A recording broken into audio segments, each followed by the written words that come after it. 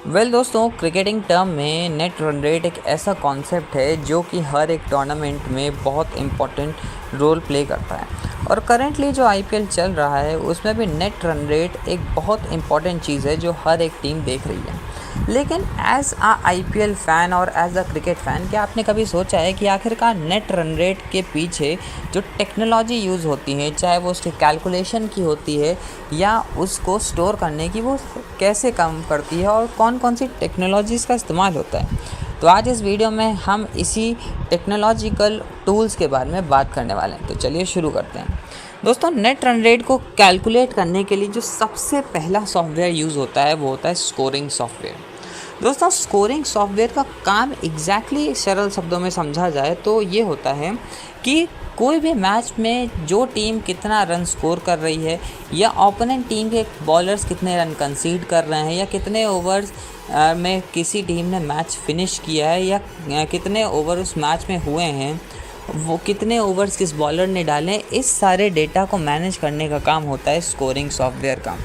और दोस्तों, ये scoring software electronic score board और रियल टाइम डेटा को मैनेज करने के लिए इस्तेमाल किया जाता है। दोस्तों, इवेंचुअली अगर आप कभी आईपीएल को टीवी या ओटीटी प्लेटफॉर्म्स पे देखते हैं, जो कि हम अक्सर लाखों भारतीय देखते हैं आए दिन और हर दिन ही उसको देखा जाता है, उसमें आपने स्कोर बोर्ड का एक प्लेटफॉर्म देखा होगा जहाँ पे स्कोर्स को अपडेट करा जाता है। दोस्तों, एग्जैक्टली यही वो स्कोरिंग सॉफ्टवेयर होता है जिसको हम एज अ यूज़र देखते हैं। इसके बाद आता है डेटा मैनेजमेंट सिस्टम। अब दोस्तों, जो स्कोरिंग सॉफ्टवेयर के द्वारा डेटा कलेक्ट किया गया है, डेटाबेस सिस्टम की वजह से हम इसे इफ़ेक्टिवली मैनेज कर पाते हैं। हम इस एंटायर डेटा को एक स्प्रेडशीट के फॉर्म में अरेंज करते हैं ताकि हम सोफिस्टिकेटेड डेटा को लार्ज वॉल्यूम में इफ़ेक्टिवली मैनेज कर पाएँ। इसीलिए डेटाबेस मैनेजमेंट सिस्टम इसका एक बहुत अहम हिस्सा है। इसके बाद आता है स्टैटिस्टिकल एनालिसिस सॉफ्टवेयर। अब दोस्तों, स्टैटिस्टिकल एनालिसिस सॉफ्टवेयर में कुछ प्रोग्रामिंग लैंग्वेजेस और पैकेजेस लाइक रूबी, पाइथन और उनकी लाइब्रेरीज लाइक पांडास एंड नम्फी का इस्तेमाल किया जाता है, जिसका यूज़ करके हम डेटा को प्रोसेस करते हैं और नेट रन रेट को कैलकुलेट करते हैं। दोस्तों, नेट रन रेट को कैलकुलेट करने के लिए एक फार्मूला होता है, जिस फार्मूला में बड़े सिंपल सी चीज़ का यूज़ किया जाता है।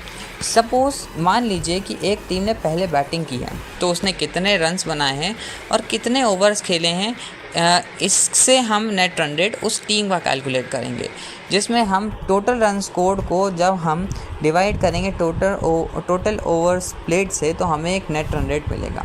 इसके बाद हम इस नेट रन रेट को माइनस करेंगे दूसरी टीम, यानी कि ऑपोजिशन जब उस टारगेट को चेस करेगी, उसके द्वारा स्कोर किए गए रन्स कितने ओवर्स में स्कोर किए गए हैं उससे डिवाइड किए जाएंगे।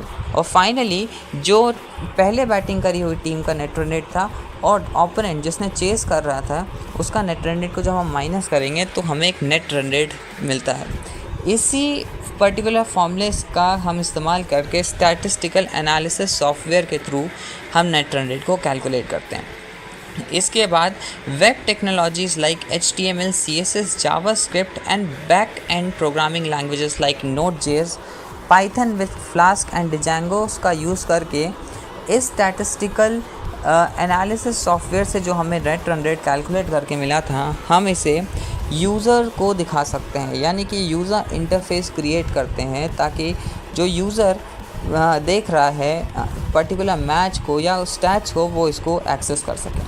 इसके बाद क्लाउड कंप्यूटिंग के थ्रू, जिसमें हम AWS, गूगल क्लाउड प्लेटफॉर्म या माइक्रोसॉफ्ट एज्योर का यूज़ करके इस पर्टिकुलर डेटा को इफ़ेक्टिवली मैनेज करते हैं। वैसे दोस्तों, क्या आपको सच में मालूम था कि नेट रन रेट को कैलकुलेट और प्रिजर्व करने के पीछे इतनी सारी टेक्नोलॉजीज़ का इस्तेमाल होता है? अगर हाँ, तो हमें कमेंट सेक्शन में ज़रूर बताइएगा। और आपको क्या लगता है कि आईपीएल में कौन सी टॉप 4 टीम्स रहने वाली हैं, ये भी हमें कमेंट में ज़रूर बताइएगा। तो चलिए दोस्तों, मिलते हैं अपने नेक्स्ट वीडियो के साथ। तब तक के लिए टाटा, बाय बाय।